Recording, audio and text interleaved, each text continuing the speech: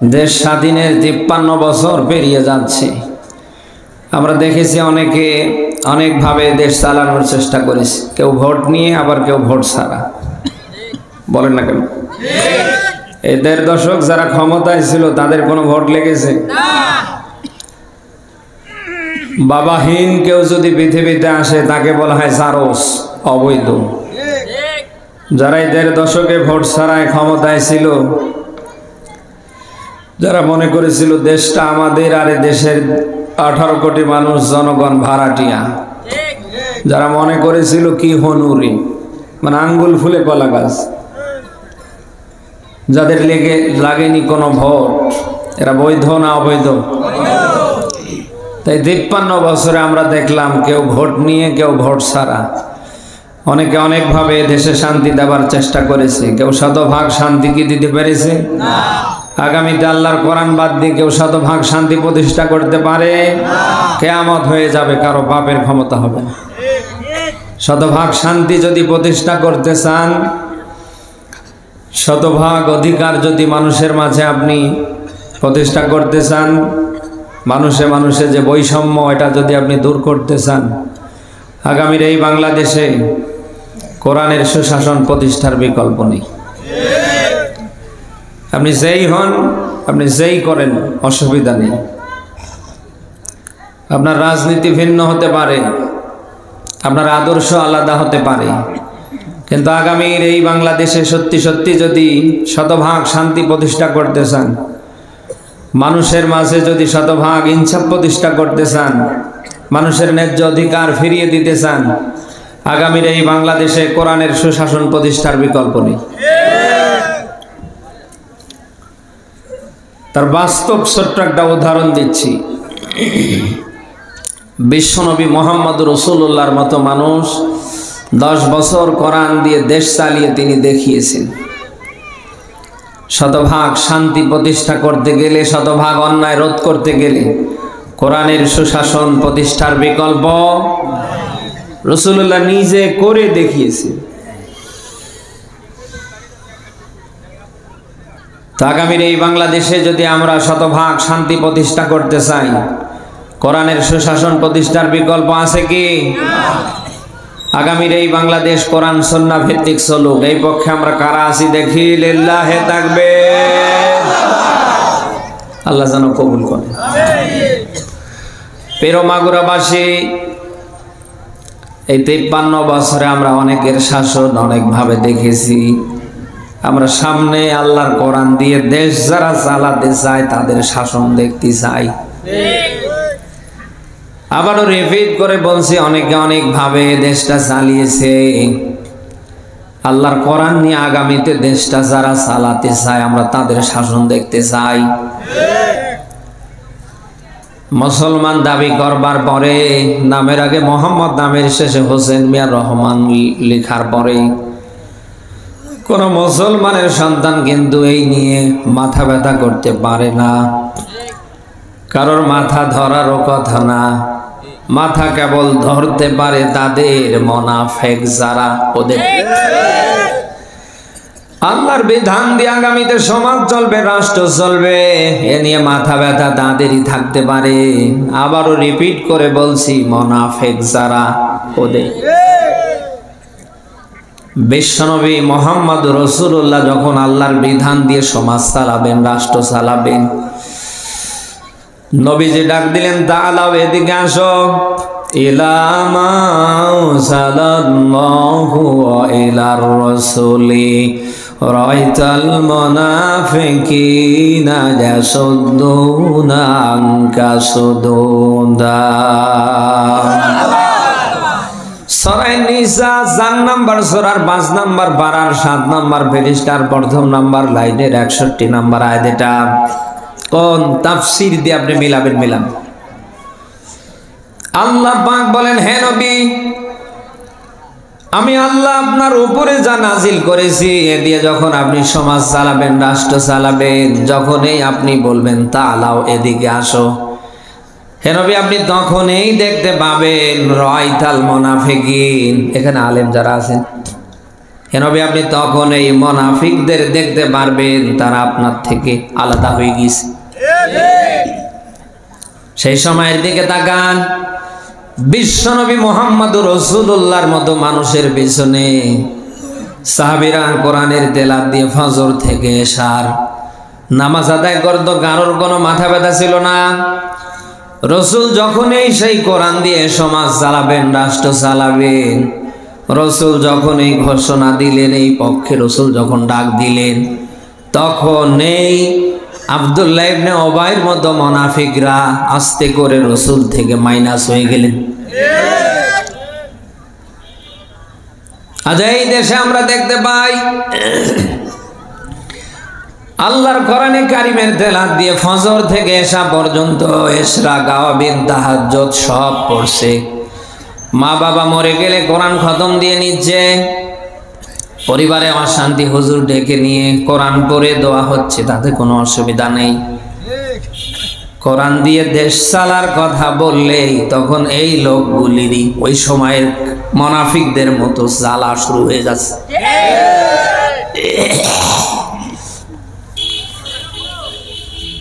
আল্লাহর কোরআন দিয়ে আগামীতে দেশ চলবে, শতভাগ মানুষের মাঝে ইনসাফ প্রতিষ্ঠা হবে। আপনি মিলান, কোনো হিন্দুর মাথা ব্যথা নেই, কোনো খ্রিস্টানের মাথা ব্যথা নেই, কোন বৌদ্ধ সংখ্যালঘু যারা এই দেশে দাবি করছে কারোর মাথা ব্যথা নেই। মাথা ব্যথা কারা, কাদের? মুসলমানের ভিতরে লুকিয়ে থেকে মুনাফিকি করছে যারা, ওদের। আল্লাহর বিধান দিয়ে সমাজ চললে, রাষ্ট্র চললে মুনাফিকদের সমস্যা কেন? আমি কি বলবো? মুনাফিকরা এই জন্যই মাথা গরম করে, আল্লাহর বিধান দিয়ে যদি আগামীর সমাজ চলে, রাষ্ট্র চলে, ওরা যা করছে ওদের একটারও পিঠের চামড়া থাকবে না। ওই সময়ের মুনাফিকরা বিরোধিতা করেছিল ঠিক একই কারণে আজ এই দেশে নব্য মুনাফিক যারা, ওরাও বিরোধিতা করছে ঠিক একই কারণে। কারণ 2024 সালের 5 আগস্টের পর থেকে আজ ফেব্রুয়ারির 11 তারিখ পর্যন্ত আমরা দেখছি এদেশে কারা মানুষের কল্যাণে রাজনীতি করছে, আর 5 তারিখের পর থেকে কারা খাবার ধান্দা করছে। এই নব্য মুনাফিকরা ভালো করে জানে আল্লাহর বিধান দিয়ে যদি আগামীতে সমাজ চলে, রাষ্ট্র চলে, যারা চালাতে চায় ওরা যদি বাংলার ক্ষমতার চেয়ারে বসে, আমাদের কারোর হাতের জায়গায় হাত থাকবে না।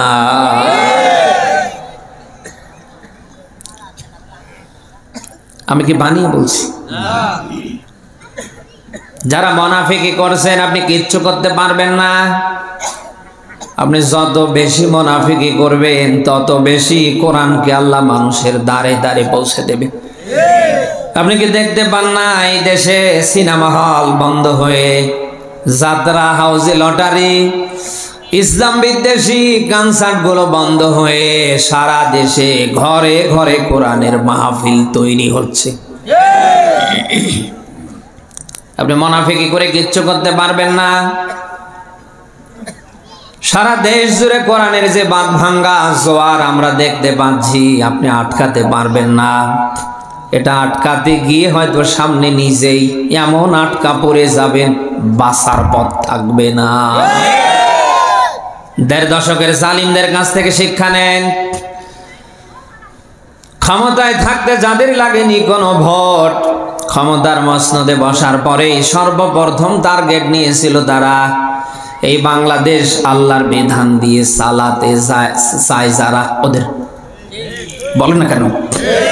সবচেয়ে বেশি ক্ষতি করেছে আগামীর এই বাংলাদেশ কোরআন সুন্নাহ ভিত্তিক চালাতে চায় যারা, ওদের। একটা দল আমারে দেখান এত ক্ষতি এই দলের নেতা কর্মীর মতো হয়েছে। প্রথম সারির 10-12 জন যারা সামনের টেবিলে এক এক করে সব জালিমরা ধরে স্যার খেয়ে ফেলেছে। বলেন না কেন? অন্যান্য দলেরও ক্ষতি হয়েছে, তবে এত না। ওই জালিমরা ক্ষমতার মসনদে বসে সর্বাত্মক প্রচেষ্টা চালিয়ে আপনি দেখেন কোরআনের পক্ষের কর্মীদেরকে তারা কিন্তু নির্মূল করতে পারেনি। ওরা যদি 1.5 দশকে বিদায় করেছে 100টা, এখন সারা বাংলার ঘরে ঘরে আল্লাহ ওই রকম হাজার হাজার কর্মী বের করে দিয়েছে। ক্ষমতায় থাকার পরেও এত চেষ্টা, তো প্ল্যান পরিকল্পনা করবার পরে ওরা পারেনি। আর আপনারা কথাকার সলিমুদ্দি আর কলিমুদ্দি যতই চেষ্টা করেন কোরআন বিদায় হয় না, হবে না। কোরআনের পক্ষে যারা আছে আগামীর বাংলার রাষ্ট্র ক্ষমতায় বসবে, তারা ঠেকাতে পারবেন না। কোরআন কার যেন? এই পক্ষে যারা কাজ করছে এরা কার? আল্লাহ বলেন ওয়াইন্না জুনদানা লাহুমুল গালিবুন। আল্লাহ বলেন যারা আমার বাহিনী, আমার বিধান কায়েমের পক্ষে যারা, আল্লাহ বলেন এরাই বিজয়ী। সুবহানাল্লাহ বলতে পারেন না? সূরা মুজাদালার 21 নম্বর আয়াতে আল্লাহ লিখে দিয়েছেন কাতাবাল্লাহু লা আগলিবান্না আনা ওয়া রাসূলি। আমি আল্লাহ এবং আমার রাসূল বিজয়ী। আমি আল্লাহ এবং আমার রাসূলের দল যারাই করবে এরা বিজয়ী। ঘোষণা কার? বলেন। আপনি যতই চেষ্টা করেন আটকাতে পারবেন না। অতএব সমালোচনা বন্ধ করেন। আপনি একজন মুসলমানের সন্তান, কোরআন হাদিসের চশমা লাগিয়ে দেখতে পাচ্ছি আপনি যা করছেন, আল্লাহ আপনাকে জাহান্নামে দেবে কি করে? আপনি গিয়েই বসে আছেন। বল না কেন? আপনি মুসলমানের সন্তান, কোরআনে সমাজনীতি, রাষ্ট্রনীতি, যুদ্ধনীতি, চুক্তিনীতি, বন্দিনীতি আপনি আছে, আপনি বিশ্বাস করেন না। আপনার ঈমান আছে? আপনি মুসলমানের সন্তান, আগামীর দেশ আল্লাহর কোরআন দিয়ে চলবে, আপনি বাধা দেন, বাজে মন্তব্য করেন। যারা চালাতে চায় তাদেরকে 71-এর উপাধি দিচ্ছেন, স্বাধীনতা বিরোধী, এই সেই। একবার বিবেক বাধে না? আমি প্রায় বলি যাদের যোগ্যতা নেই তারাই মানুষের সমালোচনা করে। বলেন না কেন? আশা করছি নিজের সরকায় তেল দেন। আপনি আমার একজন দ্বীনী মুসলিম ভাই, এগুলি আপনার দ্বারা মানায় না। এখনো সময় আছে, আল্লাহর কোরআনের কাছে ফিরে আসেন। ফিরতে যদি না পারেন, ওই অবস্থায় যদি মরে যান, মরে যাবার পরে মুসলমানের জন্য ইন্না লিল্লাহ পড়া হারাম। আপনার কিসের গোসল, কিসের কাফন, কিসের জানাজা?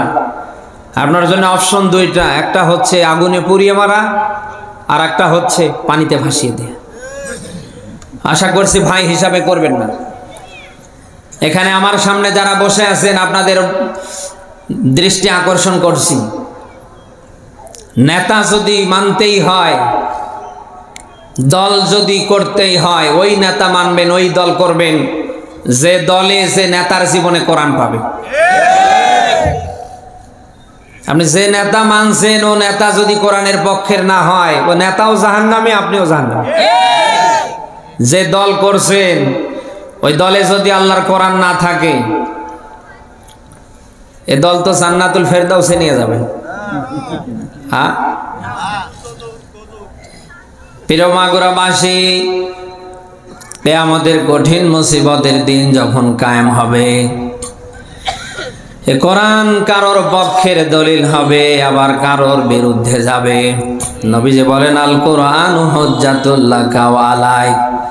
এটা একদিকে কারোর পক্ষের দলিল হবে, অপরদিকে এটা কারোর বিপক্ষের দলিল হবে। নবীজি বলেন দুনিয়ায় কোরআনের পক্ষে থেকে যারা মারা যাবে, এই কোরআন কিয়ামতের ময়দানে তাদেরকে জান্নাত পর্যন্ত পৌঁছে দেবে। আর এই কোরআনের বিরুদ্ধে যাদের জীবন জিন্দেগি আল্লাহর কোরআন দিয়ে চলবে না, কিয়ামতের কঠিন মুসিবতের দিনে কোরআন তাদের বিরুদ্ধে মামলা দেবে। শুধু মামলা দিয়েই না, তাদেরকে জাহান্নাম পর্যন্ত নিয়ে যাবে। আপনাকে আমি অনুরোধ করে বলছি, আপনি ওই দল কালকে থেকে মুসলমান হিসাবে করতে পারেন, যে দলে কোরআন পাবেন, আপনি ওই নেতারে কালকে থেকে মানবেন, কোনো অসুবিধা নেই, যদি দেখেন নেতা নিজে কোরআন মানে। কিয়ামতের কঠিন মুসিবতের দিন যখন কায়েম হবে, ওই দিন আল্লাহ তাআলা প্রত্যেকটা নেতাকে আহ্বান করবে তার দলবল সহকারে, ইয়াওমা নাদাউ কুল্লা উনাসিম বিইমামিহিম। বলেন আল্লাহু আকবার। সূরা বনী ইসরাঈলের ৭১ নম্বর আয়াত এটা। আল্লাহ পাক বলেন কিয়ামতের ময়দান যেদিন কায়েম হবে, ওই দিন প্রত্যেকটা নেতাকে ডাকা হবে তার দলবল সহ। শুনতেছেন? নেতা যদি হয় আবু জাহেল আবু লাহাব মার্কা, নেতা যদি হয় মুনাফিকের লিডার, এ তো জান্নাতুল ফেরদাউসে যাবে না?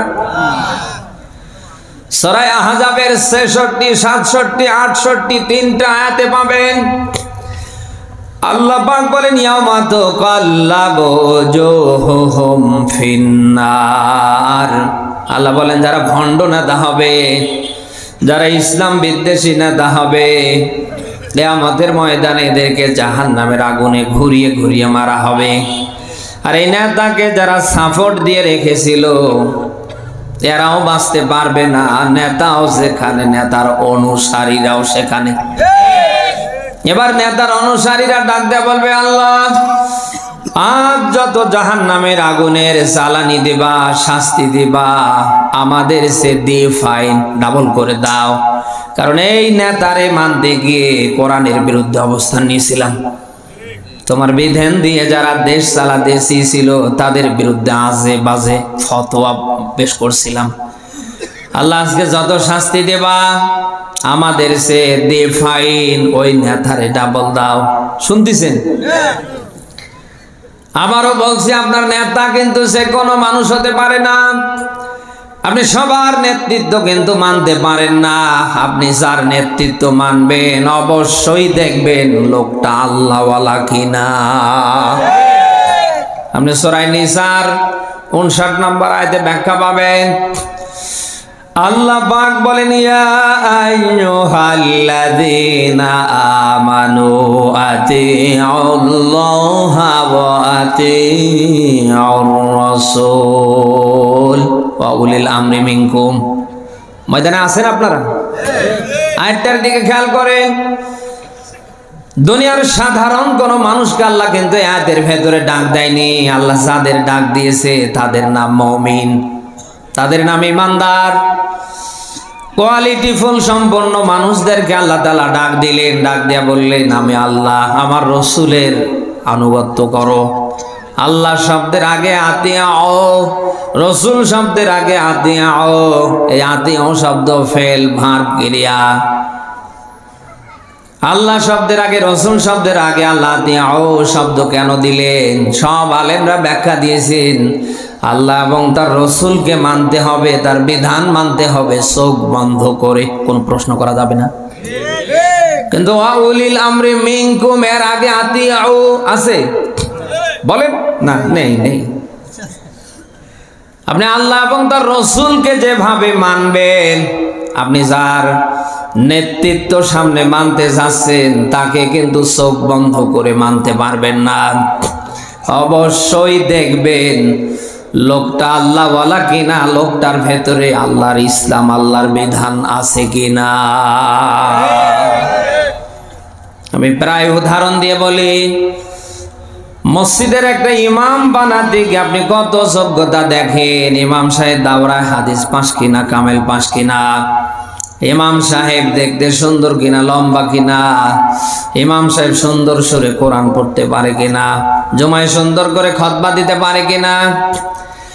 ৪০০, ৫০০, ১০০০, ২০০০ সর্বোচ্চ ১০,০০০ মানুষের জন্য মসজিদের একটা ইমাম বানাতে গিয়ে যদি আপনি এত যোগ্যতা দেখেন, আগামীর ২ উপজেলার দায়িত্বে যাকে আপনি বসাতে যাচ্ছেন, যাকে আপনি নেতা হিসাবে মানবেন, যার নেতৃত্ব মানবেন, তাকে ওই রকম করে দেখার দরকার আছে না নেই? সামান্য মসজিদের ইমাম বানাতে গিয়ে যদি আপনি এত কিছু দেখেন, আগামীর ২ উপজেলার নেতা যাকে বানাবেন তারও যোগ্যতা ওই রকম দেখার দরকার আছে না নেই? আজ আমাদের এই দেশ ভালো হচ্ছে না কেন? আমরা যোগ্য মানুষকে যোগ্য জায়গায় বসাতে পারছি না। এমন এমন মানুষকে আমরা বসিয়ে ফেলছি যার ঈমান বলতে নেই। দিনের চরিত্র একরকম, রাতের বেলা হয়ে যায় আর একরকম। এমন এমন মানুষকে আমরা বসিয়ে ফেলছি যারা বিধবা ভাতার কার্ড দেবার নাম করেও টাকা খায় না, মাগুরাই নেই। সুযোগ এসেছে, যোগ্য মানুষকে যদি যোগ্য জায়গায় বসাতে পারেন এই বৈষম্য সামনে থাকবে না ইনশাআল্লাহ। এই জন্য আপনার ভোট আপনি দেবেন যাকে খুশি তাকে না, যে পাওয়ার হকদার যোগ্য তাকে দেবেন। আন্দাজে ওই ভোটের সময় একেবারে মাথায় টুপি, মুখে দাড়ি, পোশাক আশাক দেখলে মনে হচ্ছে জান্নাত থেকে পালিয়ে এসেছে। এর আগে পোশাক আশাক ছিল? বলেন না কেন? ভোট আসলেই আমরা দেখতে পাই এক শ্রেণীর মানুষের পায়ের জুতো সাদা, পায়জামা সাদা, পাঞ্জাবি সাদা, দাড়ি সাদা, মাথার চুল পর্যন্ত সাদা। না, এরকম মানুষ মাগুরাই নেই, দেশের অন্য অন্য জেলায় আছে। এমন এমন কথা মানে মানুষের সামনে এমন এমন কথা বলে মনে হচ্ছে জান্নাত থেকে পালিয়ে এসেছে। এ সমস্ত প্রতারক ভণ্ডের স্থান সামনে বাংলার কোন চেয়ারে হবে না ইনশাআল্লাহ। এখন থেকে সিদ্ধান্ত নেন কোন লোকটা আগামীর আপনার এই 2 উপজেলার চেয়ারে বসলে পরে শতভাগ অন্যায় রোধ করতে পারবে, শতভাগ মানুষের মাঝে শান্তি প্রতিষ্ঠা করতে পারবে, মানবতার কল্যাণে কোন মানুষটা কাজ করতে পারবে। আপনি এখন থেকে সিদ্ধান্ত নেন। নামাজ পড়া যেরকম ফরজ, রোজা রাখা যেরকম ফরজ, যোগ্য মানুষকে যোগ্য জায়গায় মানবতার কল্যাণে বসানো ওই রকম নামাজ রোজার মতোই ফরজ। আপনি যদি যোগ্য মানুষকে যোগ্য জায়গায় বসাতে না পারেন এদেশ ভালো হবে কি করে আমার বলেন তো? চুরি যদি বন্ধ করতে চান কোন চোরকে ক্ষমতায় বসালে হবে? হ্যাঁ, যারা এখনো ভোট করেনি, যারা এখনো ক্ষমতা পায়নি, আপনার প্রতিনিয়ত দেখছেন আজ এখানে ধরা পড়ছে, কাল ওখানে ধরা পড়ছে। এই চোর ডাকাতদেরকে, এই চাঁদাবাজদেরকে যদি আপনি ভোট দিয়ে ক্ষমতার চেয়ারে বসেন এদেশে শতভাগ চাঁদা বন্ধ হবে, সন্ত্রাস বন্ধ হবে, চুরি ডাকাতি ছিনতাই রাহাজানি খুন খারাপি বন্ধ হবে। আপনি এগুলি যদি বন্ধ করতে চান একজন যোগ্য মানুষকে বসাতে হবে। সিদ্ধান্ত নেবার পালা আপনার, কি করবেন সেটা আপনার ব্যাপার। তবে এমন কোন মানুষের পিছনে আপনি থাকবেন না আশা করছি যে মানুষ কিয়ামতে আপনাকে জাহান্নামে নিয়ে যায়। শুনতেছেন? আপনি সূরা ফুরকান 25 নাম্বার সূরার 19 নাম্বার পারার প্রথম নাম্বার পৃষ্ঠার 28 নাম্বার আয়াতে পাবেন, ইয়া ওয়াইলাতা লাইতানি লাম আত্তাখিদ ফুলানান খলিলা। বলেন আল্লাহু আকবার। আল্লাহ পাক বলেন কিয়ামতে মানুষ যত কারণে দুঃখ করবে, আফসোস করবে, তার ভিতরে অন্যতম এটা, মানুষ বলবে আল্লাহ দুনিয়ায় যদি অমুক মানুষের সাথে আমার সম্পর্ক ভালো থাকতো, অমুক মানুষকে যদি আমি বন্ধু বানাতাম, অমুক মানুষকে যদি আমার আমানত নামক ভোট দিয়ে আমি যদি নেতা বানাতাম, ওর নেতৃত্ব যদি আমি মানতাম, অন্তত আজ আমার এই জায়গায় আসা লাগতো না। শুনতেছেন? মানুষ এই কথাগুলি বলবে কখন? মরার পরে না আগে? বলেন। আবারও রিপিট করে বলছি, কিয়ামতে মানুষ অনেক বিষয় দুঃখ করবে, আফসোস করবে, তার ভিতরে এটাও একটা। ডাক দেয়া বলবে রব্বুল আলামিন আমরা যদি অমুক অমুককে আমরা যদি খলিল করতাম, বন্ধু করতাম, অমুক অমুক মানুষের যদি আমরা নেতৃত্ব মানতাম, যারা তোমার বিধান দিয়ে সমাজ রাষ্ট্র চালাতে চেয়েছিল, অন্তত আল্লাহ এই জাহান্নামের দ্বার প্রান্তে আমাদের আশা লাগতো না। কি বলছি? আবেগ দিয়ে নয়, বিবেক দিয়ে নেবার চেষ্টা করবেন। সিদ্ধান্ত নেবার পালা আপনার। আপনি যদি দুনিয়ায় জিন্দা থাকতে নিতে না পারেন, আপনার দুনিয়াও শেষ, আপনার আখিরাতও শেষ। কারণ দুনিয়াটা আখিরাতের একটা বাজার। এই দুনিয়ায় আপনি যতটুকুন কর্ম করবেন কিয়ামতের ময়দানে কিন্তু আল্লাহ ততটুকুন আপনাকে ফলাফল দেবে। এখানে আপনি যাই করবেন কিয়ামতের ময়দানে কিন্তু আল্লাহ তাই দেবে, না বাড়িয়ে দেবে? বলেন বলেন। আপনাদের কষ্ট হচ্ছে নাকি? দুনিয়াটা আখিরাতের বাজার। আর সকালবেলা যারা যতটুকুন বাজার করেছেন খাবার সময় কিন্তু আপনি ঠিক ততটুকুনই পেয়েছেন। দুপুরবেলা এমনকি রাতের বেলায় আপনি ততটুকুনে পাবেন। ঠিক দুনিয়াটা ওই রকম। এখানে আপনি যা করবেন কিয়ামতের ময়দানে আল্লাহ আপনাকে কিন্তু ততটুকুনই দেবে। তিনি কি জুলুম করবে? বলেন বলেন বলেন। ওয়ালা ইউজলামুনা নাকিরা, তিনি বিন্দু মাত্র জুলুম করে না, সামনে করবে না। আমরা আরবিতে একটা প্রবাদ বাক্য পড়েছি, কামা তাদিনু তুদান, যেমন কর্ম তেমন ফল। আপনার কর্ম যেমন হবে কিয়ামতের ময়দানে, আবারও রিপিট করে বলছি, আপনাকে কিন্তু আল্লাহ তেমনই প্রতিফল দেবে।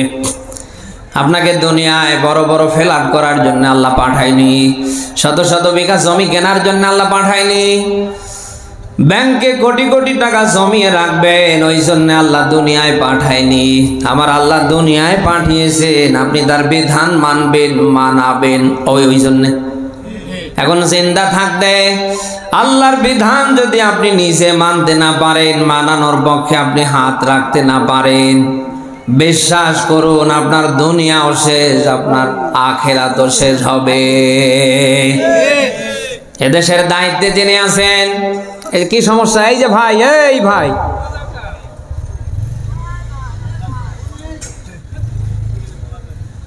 শেষ করে দিই নাকি ভাই? কি কোরআনের মাহফিল না আর কিছু হচ্ছে বলেন?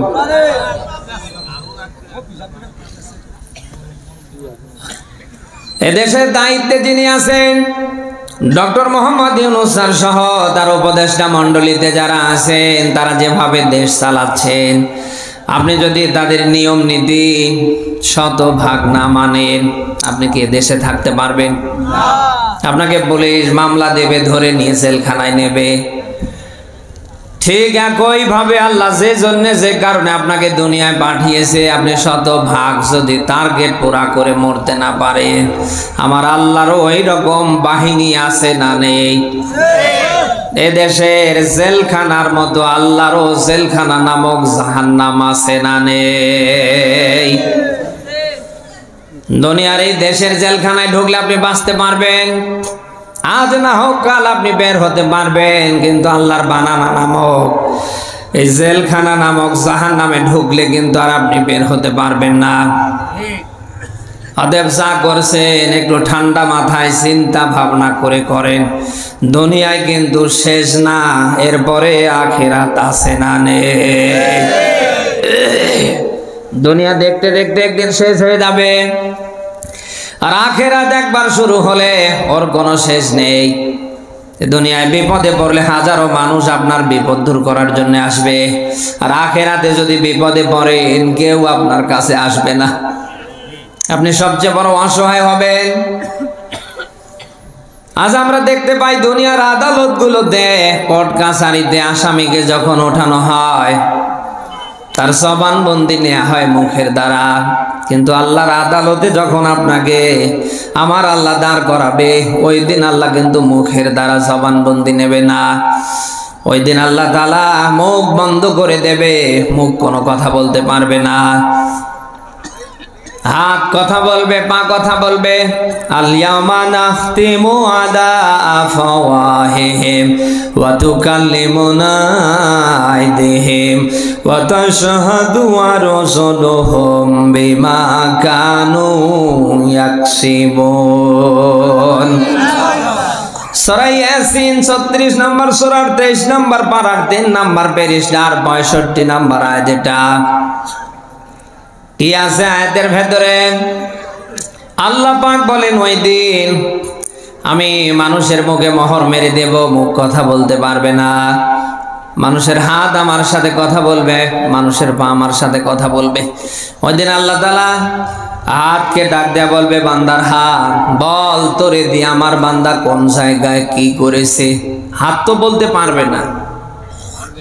আপনার কি ঘুমাচ্ছেন? হাত কিয়ামতে বলতে পারবে না, না?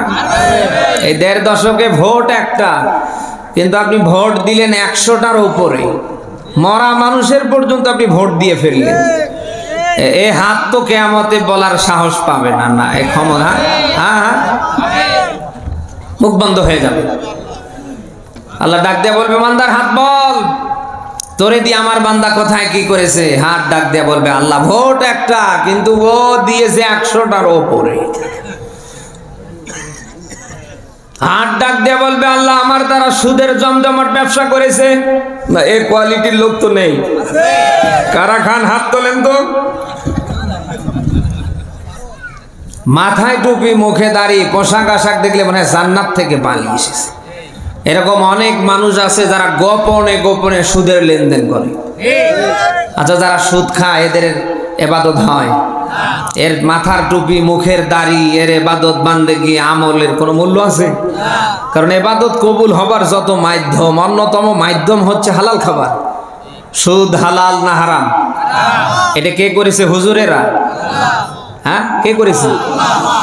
আপনি জেনে শুনে বুঝে সুদ খাচ্ছেন, আবার মাথায় টুপি, মুখে দাড়ি, আবার জুমার দিন দেখা যায় সামনের কাতারে একেবারে যায় নামাজ, মানে মানে মনে হচ্ছে রেজিস্ট্রি করা। আজ গোপনে গোপনে যা করছেন কেউ না জানলেও, কে জানে? কেউ না ধরলে কে ধরবে? ওই দিন আল্লাহর ধরতে কোনো সময় লাগবে? হাতকে বলবে, বল তোরে দিয়ে কি করেছে। ডাক দিয়ে বলবে, আল্লাহ এ সুদের জমজমাট ব্যবসা করেছে। কিয়ামতে সুদখোরদের পেট এত বড় আল্লাহ বানিয়ে ফেলবে, মানুষ দেখলেই বুঝতে পারবে এটা দুনিয়ায় ছিল সুদখোর। এত বড় পেট আল্লাহ বানিয়ে ফেলবে, ও পেট এত বড় হবে যার কারণে হেলতে ধুলতে পারবে না। লোকেরা জিজ্ঞেস করবে, এই লোকটার কি অপরাধ? এই লোকটা তো দুনিয়া নামাজ পড়ছিল, রোজা রেখেছিল, মাঝে মাঝে ওমরাও গিয়েছিল, সব সময় দেখেছি মসজিদে পড়েছিল, এত বড় পেট হলো কি করে? ফেরেশতারা বলবে, দুনিয়ায় নামাজ রোজা ভালো ভালো কাজ করেছিল ঠিক, কিন্তু আল্লাহর বিধান মানেনি, গোপনে গোপনে সুদের লেনদেন করেছে। আপনি কি কিয়ামতে এভাবে অপমান হতে চান? হাত ওই দিন সব বলে দেবে। আল্লাহ তাআলা ডাক দেয়া বলবে, বান্দার হাত বল, তোরে দিয়ে আর কি কি করেছে। হাত ডাক দেয়া বলবে, আল্লাহ ওজনে কম বেশি করেছে, অন্যের জমির আইল ঠেলেছে, আল্লাহ আমারই দিয়েই করেছে, সেই করেছে। এরপরে আল্লাহ পাকে ডাক দেয়া বলবে, বান্দার পাক বল, তোরে দিয়ে আমার বান্দা কোন কোন জায়গায় গিয়েছে। হাত পা কোনটা বাদ দেবে না, সব এক এক করে বলে ফেলবে। বাঁচার কোনো উপায় আছে? বলেন। যা করছেন একটু চিন্তা ভাবনা করে করেন। আজ আপনার কাছে আপনার হাতের মূল্য থাকলেও, পায়ের মূল্য থাকলেও কিয়ামতেও আপনার আর থাকবে না। এই জন্য হাত দিয়ে কি করছেন, পা দিয়ে কোথায় যাচ্ছেন, একটু চিন্তা ভাবনা করে যান। চিন্তা ভাবনা করে করেন। আপনি যা করছেন একটাও কিন্তু বাদ পড়ছে না, সব আল্লাহর সিসি ক্যামেরায় ফুটেজ হচ্ছে। বলেন না কেন? আপনি ঘরের জানলা লাগিয়ে দিলেন, দরজা বন্ধ করে দিলেন, লাইটও বন্ধ করে দিলেন, আপনি মনে করলেন ঘর অন্ধকার হয়ে গেল, কেউ দেখে না। কে দেখে? আমার আপনার জন্ম চোখে ওই আল্লাহরে আমরা দেখতে না পেলেও আমরা যা করি তিনি দেখতে পায় না। কিয়ামতের কঠিন মুসিবতের দিন যখন কায়েম হবে, একজন মানুষের জন্য আল্লাহ তাআলা ওই দিন 4টা সাক্ষী দাঁড় করবে। প্রথম সাক্ষী আল্লাহ বানিয়ে ফেলবে জমিনের মাটি। ইয়াউমাইযিন তুহাদ্দিসু আখবারাহা বিআন্না রাব্বাকা ওয়াহালাহা। সূরা জিলজালের 4-5 নম্বর আয়াতে পাবেন। ওই দিন আল্লাহ তাআলা জমিনের মাটিকে আহ্বান করবে, ডাক দেয়া বলবে, জমিনের মাটি বল, তোর উপরে ভর করে আমার বান্দা কোথায় কি করেছে। জমিন সব এক এক করে বলে দিবে, আল্লাহ তোমার সব নেয়ামত খেয়েছে আর আমার উপরে ভর করে অহংকার করেছে, তোমার বিধান মানেনি, তোমার বিধান যারা মানাতে চেয়েছিল তাদের নিয়ে বাজে মন্তব্য করেছে। 2 নম্বরে সাক্ষী হবে ফেরেশতাদের লিখিত আমলনামা। একজন মানুষের জন্য আল্লাহ 19 জন ফেরেশতা নিয়োগ দিয়েছে। তার ভেতরে 2 জন ফেরেশতাকে আল্লাহ বানি আদম কোথায় কি করে লেখার দায়িত্ব দিয়েছে। শুনতেছেন? কতজন ফেরেশতার কথা বললাম বলেন? এই যে হাতটা একবার এখানে একবার ওখানে, এই করছি সেই করছি, এই যে হাতটা আমি নাড়াচ্ছি, এমনি হাতটা নড়ে না, এই হাত নড়ানোর পেছনেও ফেরেশতারা আছে না নেই? এই যে কথা বের হচ্ছে এমনি বের হয় না, 27টা স্তর অতিক্রম করার পরে কিন্তু আপনারা কথা শুনতে পাচ্ছেন। এই যে কথাগুলো এমনি বের হয় না, ফেরেশতারা ধাক্কা দিয়ে দিয়ে বের করে দেয়। এই চোখ দিয়ে এমনি দেখতে পাই না, কান দিয়ে আপনি এমনি শুনতে পান না, এগুলির পেছনে ফেরেশতা আছে না নেই? এরকম 19 জন ফেরেশতা আল্লাহ প্রত্যেকটা মানুষের জন্য নিয়োগ দিয়েছে। তার ভেতরে 2 জন ফেরেশতাকে আল্লাহ লেখার দায়িত্ব দিয়েছে। বান্দা দিনে যেটা করবে, রাতে যেটা করবে, প্রকাশে গোপনে যেটা করবে, কোনোটা বাদ যাবে না, সব তারা লিখে ফেলবে। ওই দিন আল্লাহ তাআলা 2 নাম্বার সাক্ষী হিসাবে ফেরেশতাদের লিখিত আমলনামা দায়ের করে ফেলবে। ওদের আল্লাহ তাআলা নিজেই আহ্বান করবে, করা কিতাবাক কাফা বিনাফসিকাল ইয়াউমা আলাইকা হাসিবা। সূরা বনী ইসরাঈলের 14 নম্বর আয়াতে পাবেন আল্লাহ নিজেই আহ্বান করবে, বান্দা পড় তোর আমলনামা, পড় তোর কিতাব, কোথায় কি করেছিস কোনোটা বাদ নেই। কাফা বিনাফসিকাল ইয়াউমা আলাইকা হাসিবা, আজ তোর হিসাব দানের জন্য তুই নিজেই যথেষ্ট। আপনি পাগলের মতো হয়ে যাবেন। লা ইউগাদিরু সগীরাতান ওয়ালা কাবীরা ইল্লা আহসাহা। ছোট বড় কোনোটা বাদ থাকবে? আওয়াজ করে বলেন। কি করছেন? ঠান্ডা মাথায় চিন্তা ভাবনা করে করেন। আল্লাহর সামনে কিন্তু আপনাকে দাঁড়াতে হবে, এই হবে না? কিন্তু ওই ভয় তো আজ আমাদের নেই।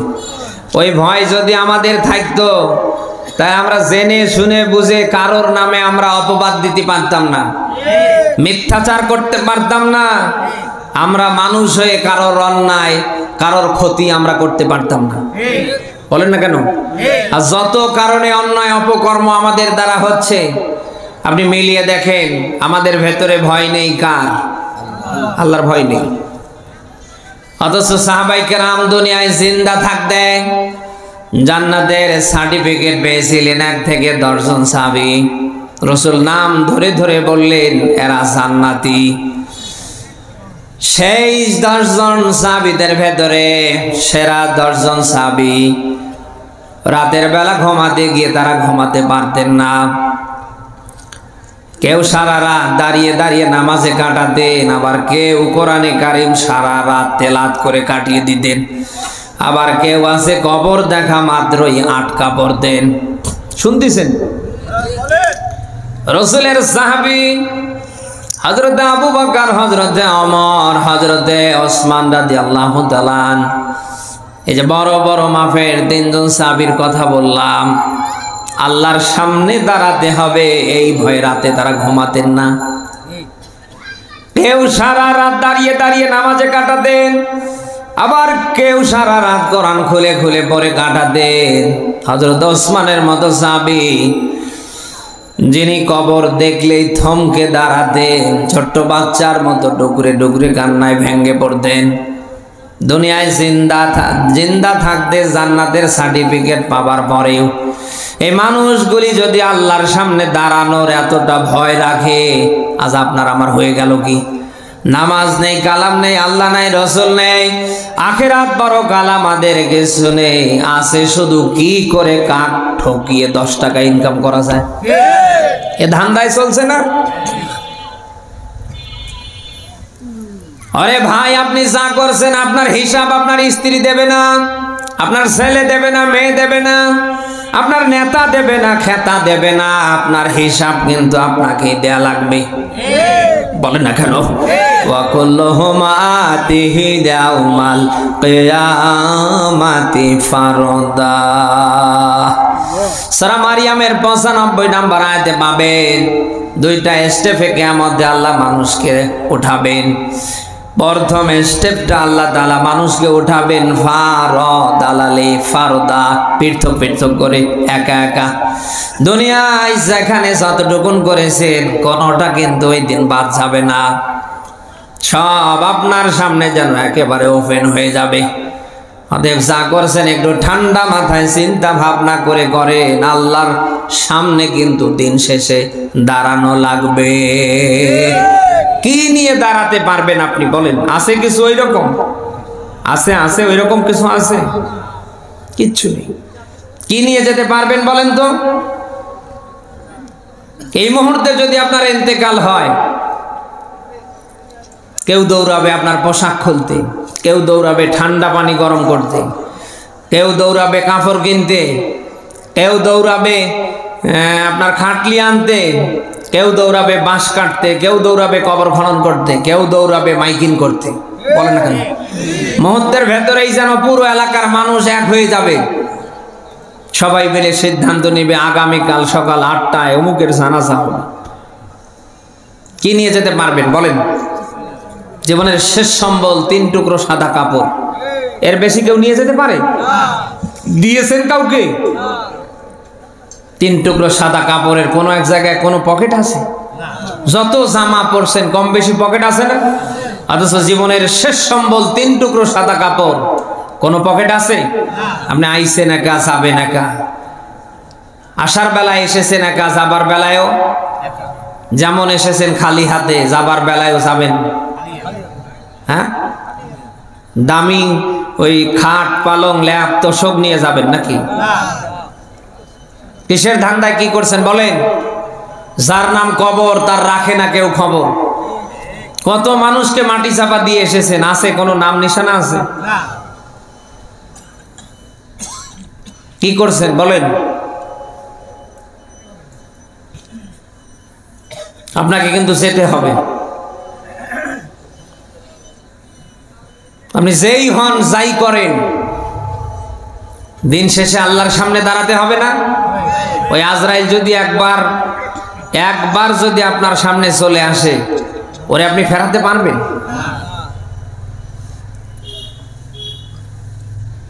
যা করছেন অন্তত ঠান্ডা মাথায় চিন্তা ভাবনা করে করেন, অন্তত যেন মরার আগে আপনি যেন আখিরাতের জন্য কিছু নিয়ে মানে জমা করে মরতে পারেন।